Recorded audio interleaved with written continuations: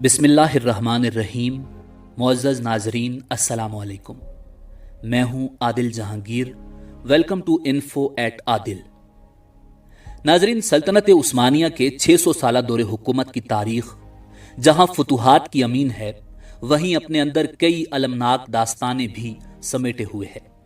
सल्तनत उस्मानिया के तख्त पर बैठने वाले उस्मानी सुल्तानों का शुमार दुनिया के ताकतवर तरीन अफराद में होता था और 3 बर्र-ए-आज़मों पर फैली अज़ीमुश्शान सल्तनत उस्मानिया की मसाजिद में जुम्मा के खुतबे में सुल्तान का नाम पुकारा जाता था। मगर अपने वक्त की सुपर पावर सल्तनत उस्मानिया के कुछ सलातीन का अंजाम इंतहाई भयानक और दर्दनाक था। और आज की वीडियो में हम आपको 7 ऐसे उस्मानी सलातीन के बारे में बताएंगे जो गैर तबी मौत मरे, यानी या तो वो शहीद हुए या कत्ल, और या उनकी मौत आज भी एक मुअम्मा है। मगर वीडियो में आगे बढ़ने से पहले अगर आप हमारे चैनल पर नए हैं तो बराए मेहरबानी हमारा channel info at Adil subscribe करें, जहां आपको बिलखुसूस इस्लामिक हिस्ट्री और बिलुमूम दुनिया भर की मुनफरिद मालूमात पर मबनी वीडियोस मिलती रहेंगी। नंबर 1, सुल्तान मुराद अव्वल।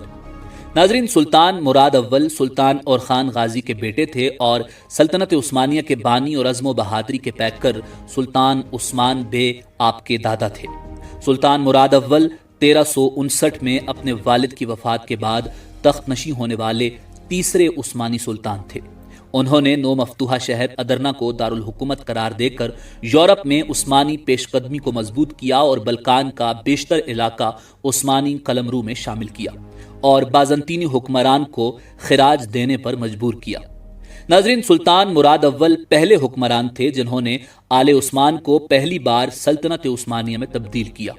उनके दौरे हुकूमत में मौजूदा बल्गारिया का दारुल हुकूमत सोफिया सल्तनत उस्मानिया में शामिल हुआ। उन्होंने पहली जंग कोसोवो में बल्कान की मसीही अफवाज को शिकस्त दी। जंग में फतह के बाद सुल्तान मुराद अव्वल अपने खेमे में आराम कर रहे थे कि एक जख्मी सर्ब फौजी खेमे में दाखिल हुआ और सुल्तान की गर्दन और पेट पर खंजर के वार किए, जिसके बायस सुल्तान मुराद अव्वल शहीद हो गए। सुल्तान मुराद अव्वल शहादत पाने वाले पहले उस्मानी सुल्तान थे। नंबर 2, सुल्तान मुस्तफा अव्वल। नाजरीन, सुल्तान मुस्तफा अव्वल, जिन्हें मुस्तफा दी सेंट यानी मुस्तफा पागल भी कहा जाता था, 1617 से 1618 तक और फिर 1622 से 1623 तक तख्त नशी होने वाले 15वें उस्मानी सुल्तान थे। मुस्तफा अव्वल को सुल्तान अहमद ने अपना जानिशी मुकर्रर किया था और अब तक 14 पुश्तों से खिलाफत उस्मानिया की विरासत बाप से बेटे को मुंतकिल होती थी, मगर ये पहला इत्तेफाक था कि बेटे की जगह भाई वारिस तख्त हुआ, क्योंकि सुल्तान अहमद का बेटा उस्मान सानी उस वक्त कम उम्र था। नाजरीन, मुस्तफा अव्वल की उम्र ज्यादातर हरम में गुजरी थी, इसी वजह से वो ज़ईफुल अक्ल और उमूर सल्तनत से बेखबर था। मुस्तफा अव्वल की नाअहलियत के वाजे हो जाने के बाद उमराए सल्तनत ने यह हाल देखकर उसको 3 माह बाद 16 फरवरी 1618 को तख्त से उतारकर सुल्तान अहमद के मैज 14 साला बड़े बेटे उस्मान सानी को तख्त सल्तनत उस्मानिया पर बिठा दिया। जबकि सुल्तान उस्मान सानी की वफात के बाद एक बार फिर सुल्तान मुस्तफा अव्वल सल्तनत उस्मानिया के सुल्तान बने, मगर 1 साल बाद सुल्तान मुराद राबे ने उनकी हुकूमत का तख्ता उलट दिया। नाजरीन, सुल्तान मुस्तफा अव्वल की मौत के बारे में कई कयास आराइयां की जाती हैं। बाज मौरिखीन के मुताबिक सुल्तान मुस्तफा अव्वल को 20 जनवरी 1640 को अपने भतीजे सुल्तान मुराद राबे के हुक्म से फांसी दे दी गई थी, जबकि कुछ मौरिखीन कहते हैं कि सुल्तान मुस्तफा अव्वल की मौत मिर्गी की वजह से हुई, जिसकी वजह उनकी जिंदगी के 48 सालों में से 34 साल तक कैद थी, जिसने उन्हें ज़हनी तौर पर मरीज बना दिया था। नंबर 3, सुल्तान उस्मान सानी। नाजरीन, सुल्तान उस्मान सानी अपने चचा मुस्तफा अव्वल के खिलाफ बगावत के नतीजे में 1618 को मैज 14 साल की उम्र में 16वें उस्मानी सुल्तान की हैसियत से तख्त नशी हुए थे और अपनी जवानी के बावजूद उस्मान सानी ने जल्द ही अपने आप को एक मजबूत हाकिम की हैसियत से पेश करने की कोशिश की। गैर मुल्की मुबस्सिरीन के मुताबिक उस्मानी शहजादों में सबसे ज्यादा मुअज़्ज़ब शहजादा उस्मान सानी थे।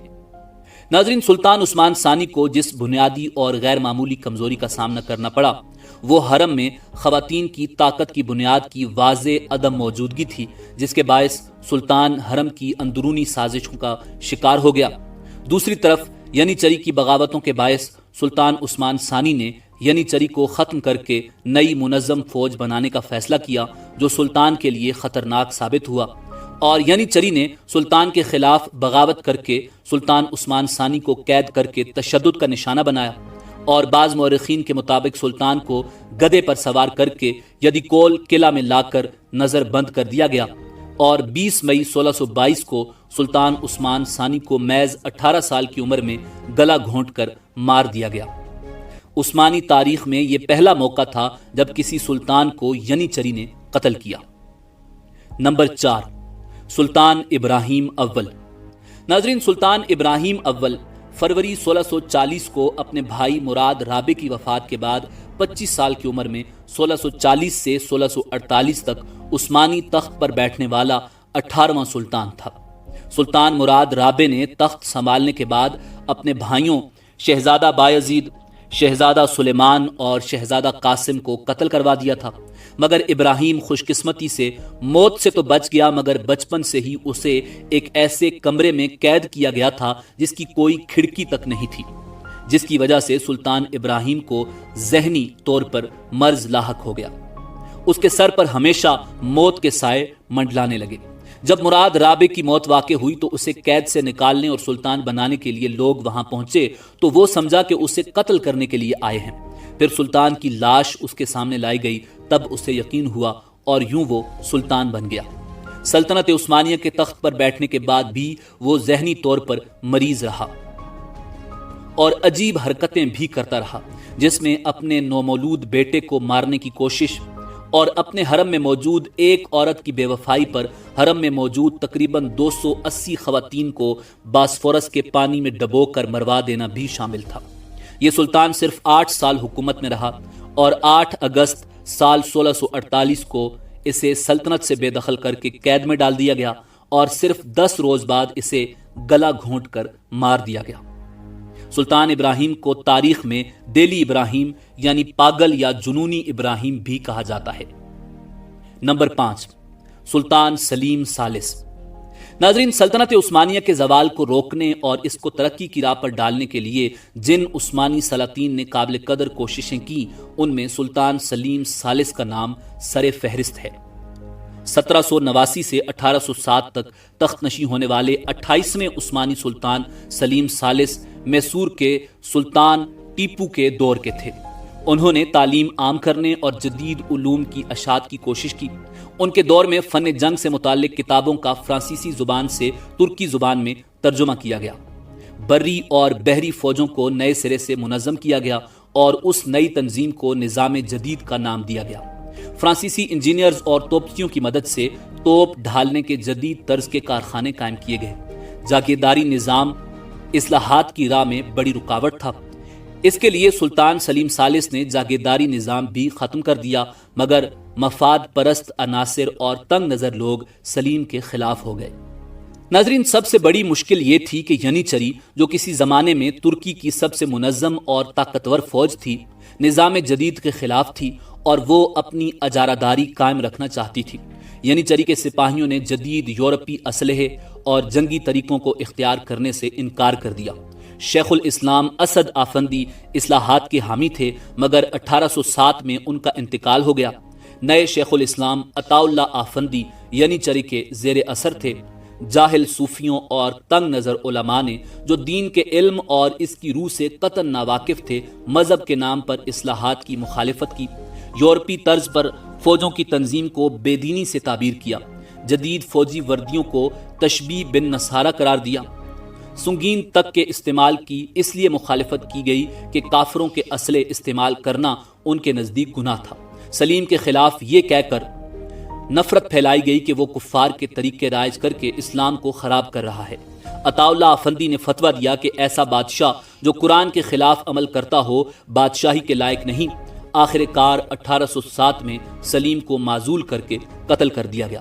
ناظرین، یہ پہلا موقع تھا کہ مذہبی پیشواؤں نے اپنی جہالت اور تاریک خیالی سے اسلام کے معنی ترقی ہونے کا غلط تخیل پیدا کیا گیا۔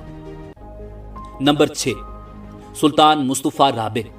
ناظرین، سلطان مصطفیٰ رابع 1807 سے 1808 تک سلطنت عثمانیہ کی باغ دوڑ سنبھالنے والے 29ویں عثمانی سلطان تھے۔ مصطفیٰ 29 مئی 1807 کو اپنے چچا زاد سلطان سلیم کی معزولی کے بعد تخت نشین ہوئے۔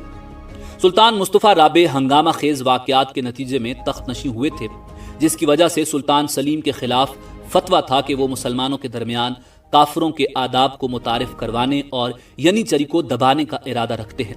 مصطفیٰ کا مختصر دور حکومت انتہائی تکلیف دہ تھا۔ ینیچری نے سارے قسطنطنیہ میں ہنگامہ برپا کر دیا اور سلطان سلیم کے حامی افراد کو چن چن کر مارا گیا۔ سلطان مصطفیٰ رابع کا 1 سالہ دور حکومت لڑائیوں اور بغاوتوں میں گرا رہا اور بالآخر مصطفیٰ رابع کو بعد میں 16 نومبر 1808 کو سلطان محمود ثانی کے حکم پر قتل کر دیا گیا۔ نمبر 7، سلطان عبدالعزیز اول۔ ناظرین، سلطان عبدالعزیز اول سلطنت عثمانیہ کے 32ویں سلطان تھے، جنہوں نے 25 جون 1861 سے 30 مئی 1876 تک عنان اقتدار سنبھالی۔ وہ سلطان محمود ثانی کے صاحبزادے تھے اور 1861 میں اپنے بھائی عبد المجید اول کے بعد تخت سلطانی پر براجمان ہوئے۔ آپ کے دور میں عوامی تعلیم کے نظام کو فرانسیسی طرز پر منظم کیا گیا اور جامعہ استنبول کو جدید خطوط پر استوار کیا گیا۔ سلطان عبدالعزیز نے بلکان کے صوبوں میں بغاوتوں کے باعث روسی سلطنت سے دوستانہ تعلقات استوار کیے۔ عبدالعزیز کے دور حکومت میں سلطنت عثمانیہ کے فرانس اور برطانیہ سے بھی دوستانہ تعلقات قائم ہوئے اور وہ پہلے عثمانی سلطان تھے جنہوں نے 1867 میں مغربی یورپ کا دورہ کیا، جس میں انگلینڈ کا دورہ بھی شامل تھا۔ انہوں نے یہ سفر ایک نجی ریل کار کے ذریعے کیا جو آج بھی استنبول کے RM کے عجائب گھر میں محفوظ ہے۔ 1875 میں سلطنت تقریباً دیوالیہ ہو گئی، جس کی وجہ جہاں ایک جانب افواج کی جدید خطوط پر تربیت و تنظیم نو تھی، وہیں اس میں سلطان کے شاہانہ و پرتعیش طرز زندگی اور عظیم تعمیراتی منصوبہ جات کا بھی ہاتھ تھا۔ علاوہ ازیں 1875 میں بوسنیا اور بلغاریہ میں بغاوتیں شروع ہو گئیں اور 11 مئی 1876 کو دارالخلافہ میں بغاوت کے نتیجے میں 29 اور 30 مئی 1876 کی درمیانی رات سلطان کو استعفیٰ دینے پر مجبور کر دیا گیا۔ 4 جون کو ان کی لاش محل میں پائی گئی۔ ان کی موت کے حقیقی اسباب معلوم نہیں ہو سکے۔ خودکشی یا قتل کو ان کی موت کا سبب سمجھا جاتا ہے۔ ناظرین، سلطان عبدالعزیز اول کی موت آج بھی ایک معمہ ہے۔ ناظرین، اسی امید کے ساتھ آپ سے اجازت چاہیں گے کہ آپ کو ہماری ویڈیو پسند آئی ہوگی۔ ملتے ہیں بہت جلد ایک نئی تاریخی اور معلوماتی ویڈیو کے ساتھ۔ دیکھتے رہیے info@adil۔ اللہ رب العزت آپ کا حامی و ناصر ہو۔